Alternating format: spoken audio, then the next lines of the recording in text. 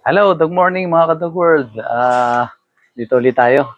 Gawa tayo ng tingnan natin yung mga doggy. Iano natin ng kanilang pagkagat kung sila ay kakagat dito by training.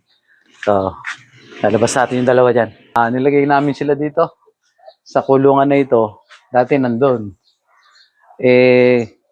Dahil summer, mga kato ay active pagka summer.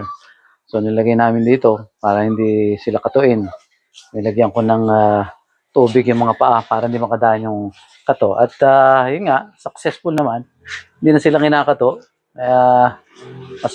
Mas okay hanggat hindi nawawala yung mga kato. So, sige, labas natin itong mga to. Yeah, come. Ito, si Florence. Yan. Ito naman ang ating male. Sorry, no? To. Yan. Oh. Yan, oh. Meron silang,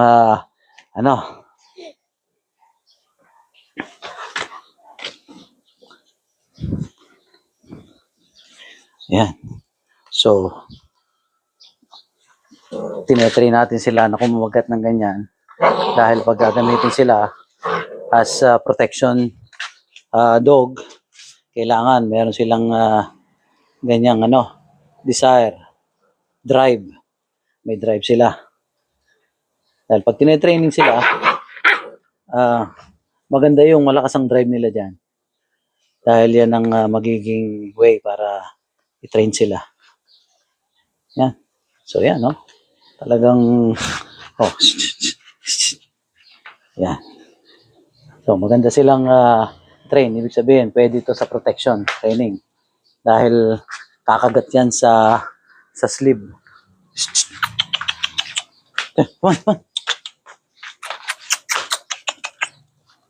Maliit pa lang sila. Kumakagat na sila. Yan.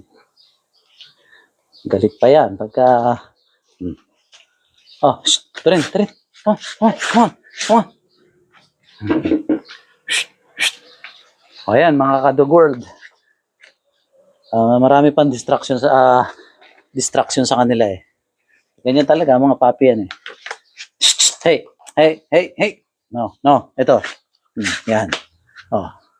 Yan, good boy. Good girl. Good boy. Good girl. Yan. Good boy. Good girl. Yan. Sige. Ang ganda ng kulay, oh.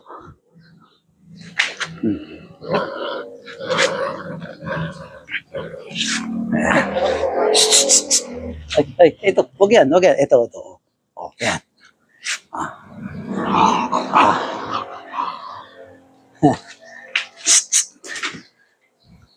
Ayan, mga ka-Dog World. Ganun lang. Maganda sila yung training. Habang lumalaki, dapat talaga tine-train yan. Patas mga basic obedience. At isa sila sa pinakamagandang guard dog dahil natural sa kanila. Pero silang guarding instinct. Kaya, at ang maganda pa sa mga Cane Corso, sila ay mga gusto nilang i-please ang kanilang owner. Kaya madali silang i-train. So yan mga ka-Dog World. Next time uli, mag-subscribe na kayo at click nyo ang notification button para sa mga videos natin. Bye!